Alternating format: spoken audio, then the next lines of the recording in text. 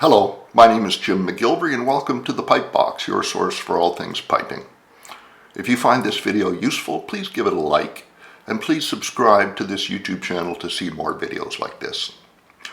We're going to do some exercises here today, and you can print out a sheet of these exercises by going back to the description of this video on my YouTube channel. You'll see a link to a PDF there. Today I would like to show you a little bit about the Crunluath movement. The Crunluath movement is one of our most complex pieces of technique. It's primarily a pibroch movement, and nearly every pibroch ends with some sort of Crunluath or crowning variation. If you aspire to be a pibroch player, then you must learn how to play a good Crunluath movement. The Crunluath movement itself has been around for a long time. It appears in Joseph MacDonald's book in 1760, fully formed, so it had been around for a long time before that. It comes in two forms, what I'll call the standard Crunluath, which we will do in this video,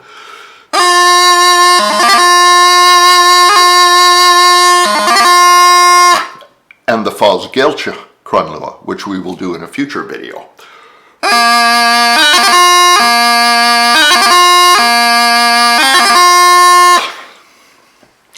If you want to get the most out of this video, I would suggest you go back to my YouTube channel and look up the video called Mastering the Dre Movement.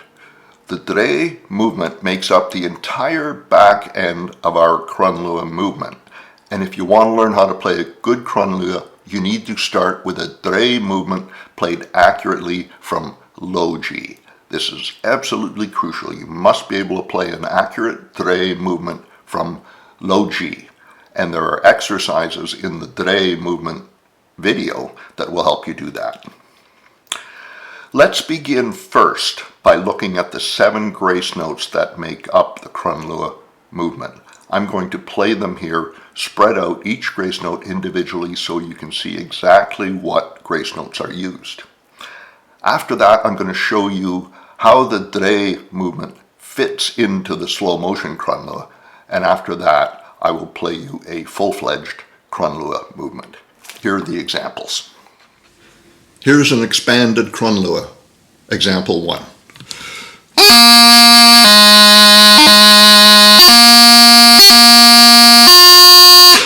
Again.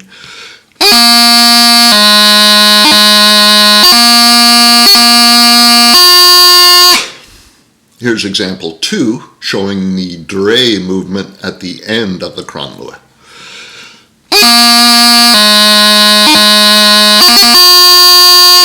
Again.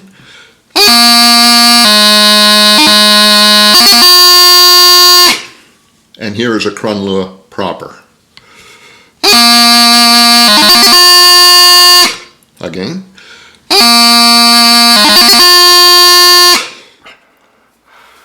You'll have noticed a couple of arrows in the second and third example. Those arrows show you exactly where the beat falls in a Crunluath or a Dre movement. The beat falls squarely on the E grace note. Your foot hits the floor when the E grace note hits the chanter. So we have a lot of grace notes to manage here, and as I mentioned, the E grace note is very important. The second most important grace note in this movement is the second low G, and we will talk about that in a bit. As I stressed in the Dre video, and I'm stressing here, being able to play an accurate E grace note from any bottom hand note to low A is crucial. The first exercise we're going to do here today will focus on that E grace note and playing it accurately, and I want you to notice how the E grace note is on the beat every single time, whether it's being played alone or whether it's being played as part of the Dre movement. I want you to notice that, and I want you to notice as well that the E grace note sounds the same and is the same size whether I'm playing just the E grace note or the Dre movement itself. Here's exercise 1.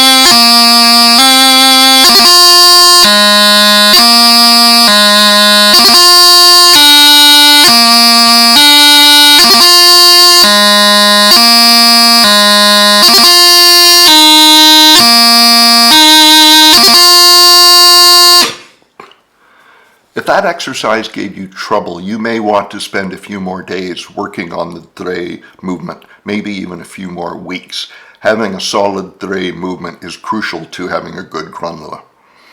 Build your Crunluath from the bottom up. Our second exercise is a semi-slow motion Crunluath. The first part of the Crunluath is played in slow motion. The dre movement at the end is played at full speed. You've been working on your dre movement. Many of you will have mastered it. Hooray, you can now play a Crunluath. I want you to notice a couple of things before I play this exercise. One is that when we play a D Crunluath, much like a D grip or a D Taorluath, we play an awkward B grace note instead of the D grace note. So the D Crunluath takes a B grace note. The second thing I want you to notice is that in Piobaireachd, when we play a high G, we play it with our middle finger down. It gives us a slightly different sound. And in all Piobaireachd, we play with our F finger down. Let's listen to exercise 2.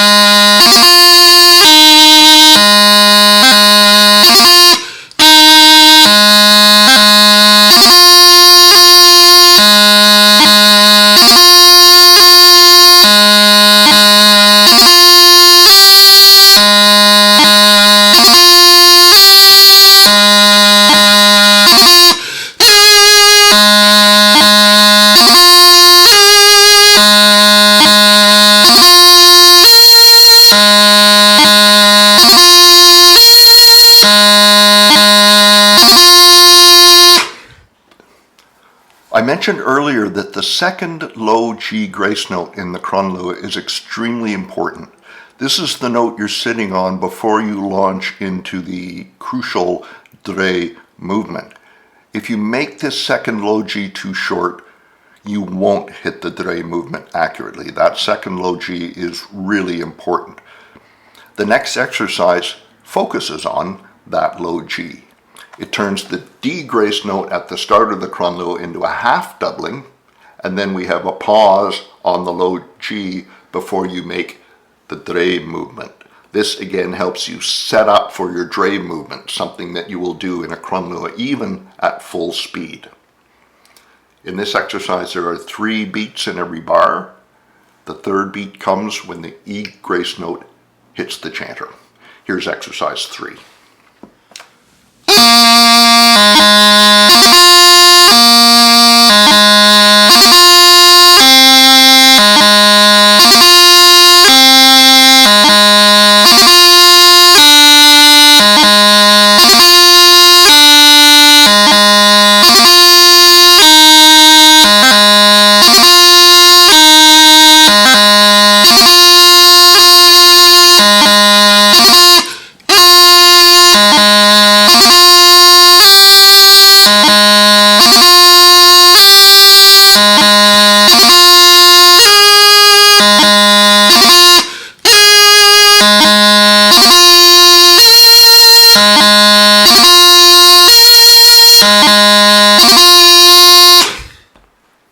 Make sure in this exercise that you make a very solid first low G grace note. It's shown as a half doubling in this exercise, but don't neglect that little low G.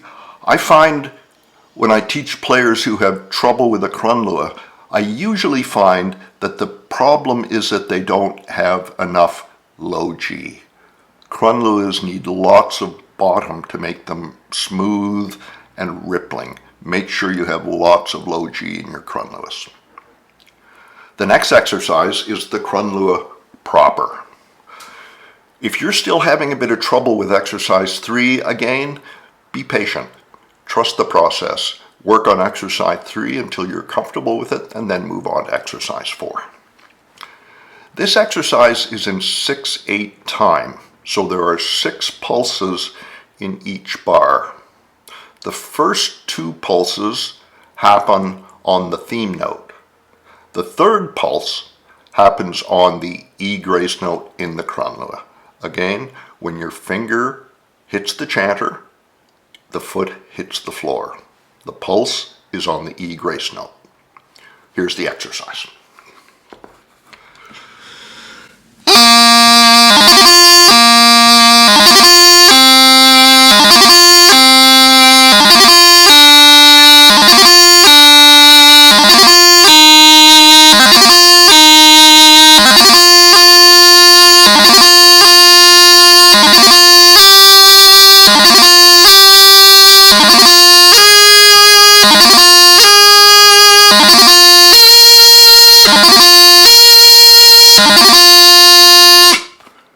The rhythm in this exercise is extremely important, and it applies to pretty much all standard Crunluath variations, and it goes like this. Ho but diddly, ho but diddly, ho but diddly. So 2 pulses on the theme note. The third pulse is on the E grace note in the movement. Ho but diddly, ho but diddly, he but diddly, he but diddly. That timing is really important. That's your basic Crunluath movement. To take things one step further, there are 2 what we'll call specialty Crunluaths that appear pretty regularly in Piobaireachd, and we should look at them. One is the Crunluath played from low G, and the other is what we call the closed Crunluath played from B. First, the low G Crunluath starts on low G, and then the D grace note moves up to low A, and then the E3 takes place.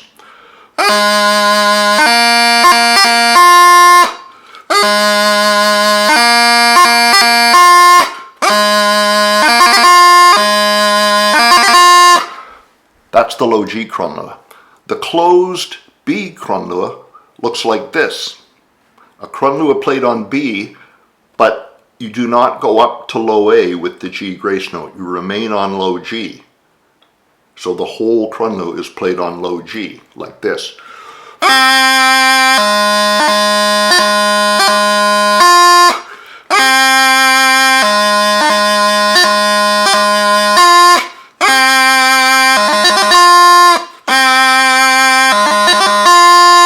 As I say, these appear very regularly in Piobaireachd, so they are specialty movements that you will need to practice and know how to play.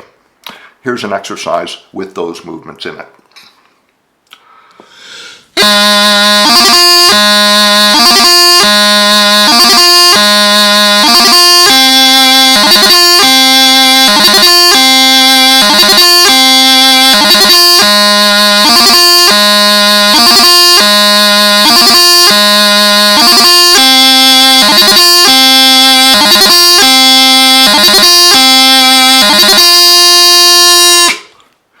As mentioned at the start, if you hope to be a Piobaireachd player, you'll want to develop a solid Crunluath movement.